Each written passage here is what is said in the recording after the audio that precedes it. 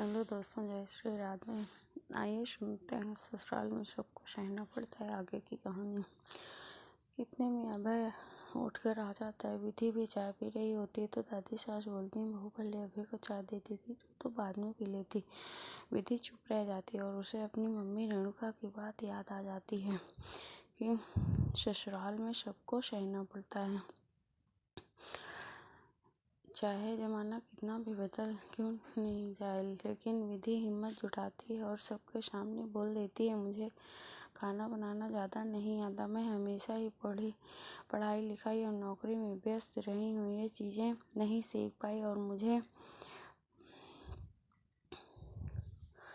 इन चीज़ों से कोई नहीं है।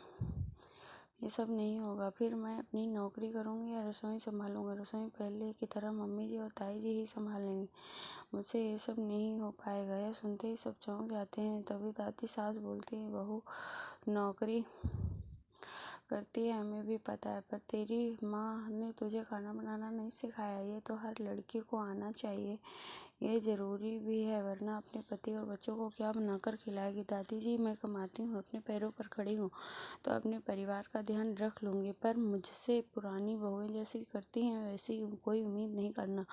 अबे, तुमने भी मुझसे झूठ बोला था अपने परिवार के बारे में कि सब नहीं बताया था, मुझे भ्रम में रखा। तुम्हें तो किसी घरेलू लड़की से शादी करनी चाहिए थी जो तुम्हारा घर संभाल लेती, जो तुम्हारे आगे पीछे घूमती रहती। मुझसे ये सब उम्मीद मत रखना, मैं पहले की बहुओं की तरह सब कुछ सहने वाली नहीं हूँ।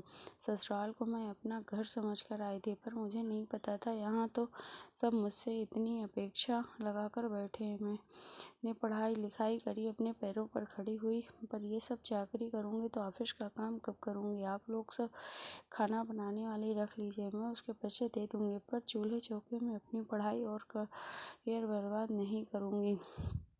विधि अपनी बात कहकर कमरे में आ जाती है और चुप बैठ जाती। तभी अभय आता है। विधि, ये क्या तरीका है सबसे बात करने का। ससुराल में हर लड़की को कुछ न कुछ सहना पड़ता है, चाहे वो या पढ़ी लिखी, नौकरी पेशा। थोड़े समझौते तो हर लड़की को करने होते हैं। अबे, तुम सही कह रहे हो, मैं समझौते भी कर लेती, पर तुमने शादी करने के लिए झूठ कहा था कि तुम्हारा परिवार खुले विचारों का है। पर इनकी सोच तो पुराने ज़माने की है। जो मुझे रसोई में मदद करने को बोलते तो बात अलग थी, मैं मदद कराती, कुछ सीखती, पर ये तो मुझ पर सारा बोझ डालकर कल को कहेंगे कि नौकरी छोड़ दो। ऐसा थोड़ी होता है। अब कुछ नहीं कह पाता क्योंकि उसे पता था कि उसने विधि से झूठ बोला था, कि विधि ने उसका भरोसा किया।